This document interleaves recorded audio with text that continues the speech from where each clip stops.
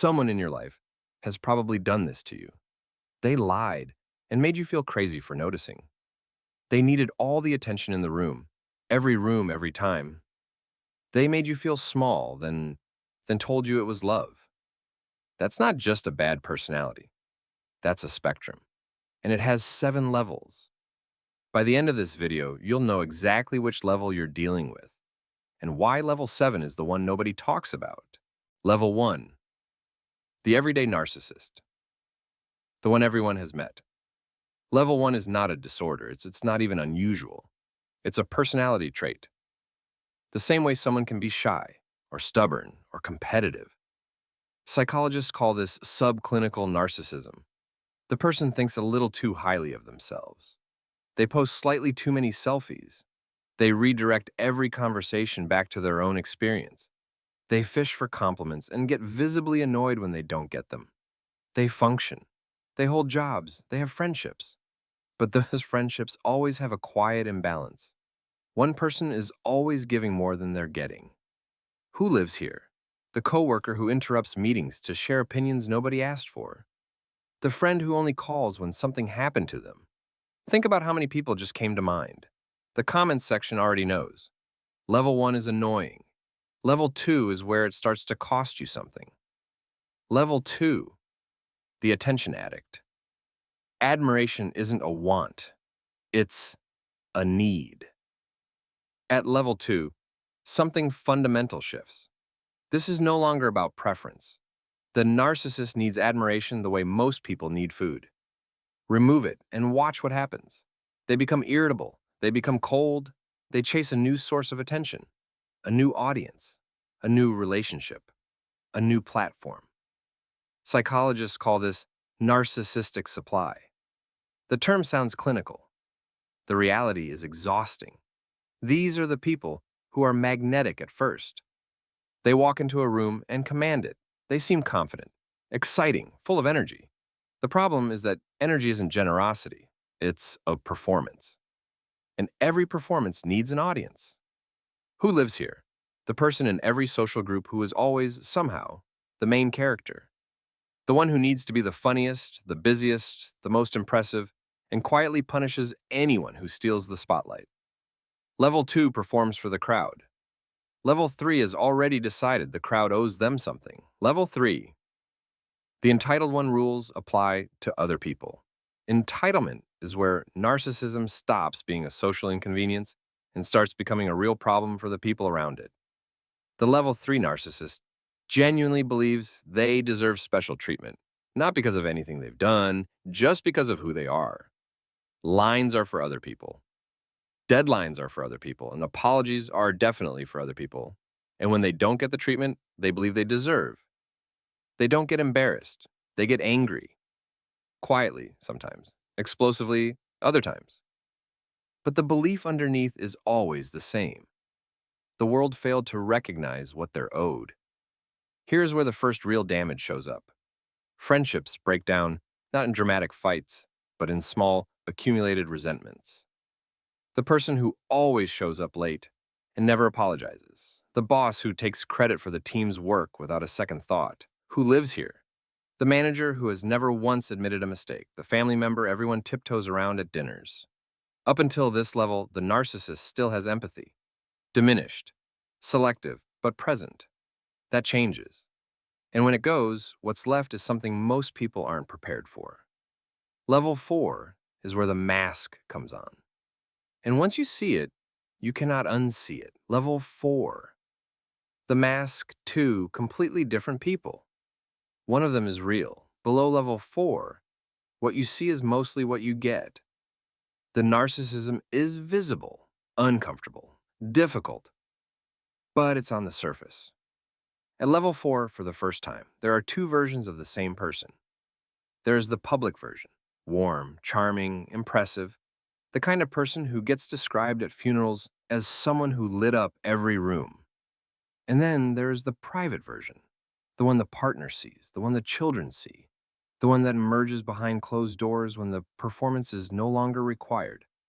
Psychologists call this the false self, a constructed identity built not to connect with people, but to extract from them. admiration, status, control. The mask works because it's convincing.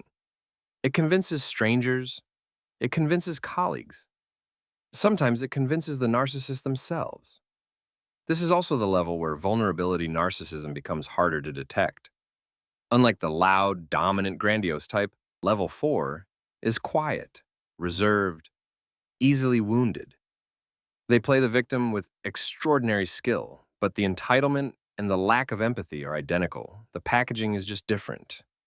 Who lives here? The partner who everyone outside the relationship thinks is incredible. The one your friends envy you for being with. The mask at level 4 still slips.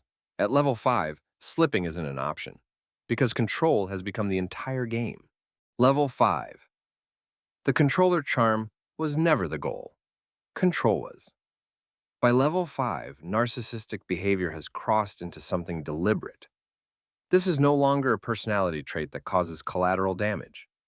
This is a systematic pattern of behavior designed to maintain dominance over other people. Isolation comes first. Slowly, quietly, the narcissist begins to position themselves as the most important relationship in the target's life. Friends become a threat. Family becomes interference. The world outside shrinks, one dismissed relationship at a time. Then comes the information control. What the target believes about themselves, their worth, their intelligence, their sanity gets managed. Compliments given strategically, then withdrawn. Criticism delivered precisely when confidence is highest. This is the level clinical researchers associate with narcissistic abuse. The effects on targets are well documented: anxiety, chronic self-doubt, hypervigilance, a persistent sense that something is wrong without being able to name what. Who lives here? The partner who somehow makes every disagreement your fault. The employer you are terrified of disappointing, though you can never identify exactly what you did wrong. Everything at level 5 is still external. The control exists between two people. At level 7, something far more disturbing happens. The damage moves inside, but before level 7, there's level 6, where the diagnosis becomes official and the numbers get specific. Level 6, narcissistic personality disorder. This is where psychology draws a line. Narcissistic personality disorder, NPD, is not a label thrown casually. It is a clinical diagnosis in the American Psychiatric Association's Diagnostic and Statistical Manual, and it requires a specific cluster of traits that have taken over a person's life and caused significant, measurable damage to the people around them. The diagnostic criteria include a grandiose sense of self-importance, a pattern of exploiting relationships, an inability to recognize other people's needs, a persistent need for admiration, and a response to perceived criticism that ranges from cold withdrawal to open rage. NPD affects an estimated 1 to 2% of the general population, but up to 6% of those who seek clinical treatment. It is more commonly diagnosed in men, though researchers note that women with NPD are frequently misdiagnosed as borderline personality disorder instead. What matters most at this level, empathy is not suppressed. It is absent, not strategically withheld, genuinely, structurally not there. The research on this is consistent. Brain imaging studies show measurable differences in regions associated with emotional processing in individuals with NPD compared to the general population. And here's the part that makes treatment so difficult. The disorder, by definition, prevents the sufferer from believing they need treatment. It is, as one researcher described it, the only psychological condition where the patient feels fine, and everyone around them doesn't. Who lives here? Statistically, someone in every large organization, someone in most extended families. And according to research, an overrepresentation in positions of authority and public life. Level 6 is diagnosable. Level 7 is something else entirely, and it may be the most important thing in this video. Level 7, the invisible damage. The level nobody talks about, because it's inside the victim. Level 7 is not about the narcissist. It is about what happens to the person who spent years next to one. After prolonged exposure to narcissistic behavior, the gaslighting, the lying, the isolation, the intermittent warmth and sudden withdrawal, something changes in the target.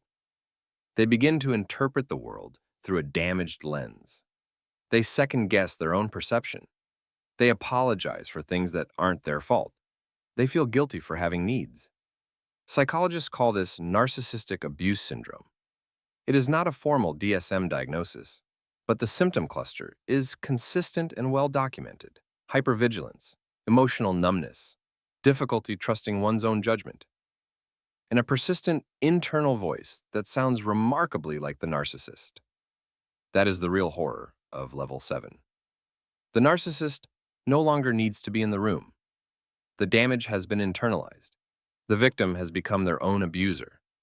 This is why people who leave narcissistic relationships frequently describe feeling worse before they feel better. The absence of the person doesn't remove the pattern. The pattern is already inside. Outro, real thesis. Narcissism is not one thing. It's a spectrum that starts with a slightly inflated self-image and ends with structural damage to the people closest to it. Most of the conversation about narcissism focuses on the person doing the harm. Very little of it focuses on the person carrying the aftermath. The most important thing to understand about all 7 levels is this: the behavior was never really about you. It was never a reaction to anything you did or didn't do. It was a pattern that existed before you arrived, and would have existed with anyone who took your place. Understanding that doesn't erase what happened, but it does change who you hold responsible for it. If you recognize someone in any of these levels, and most people watching this do, subscribe. There are 6 more levels videos coming that go just as deep. Each one covers something most people feel, but nobody has named yet.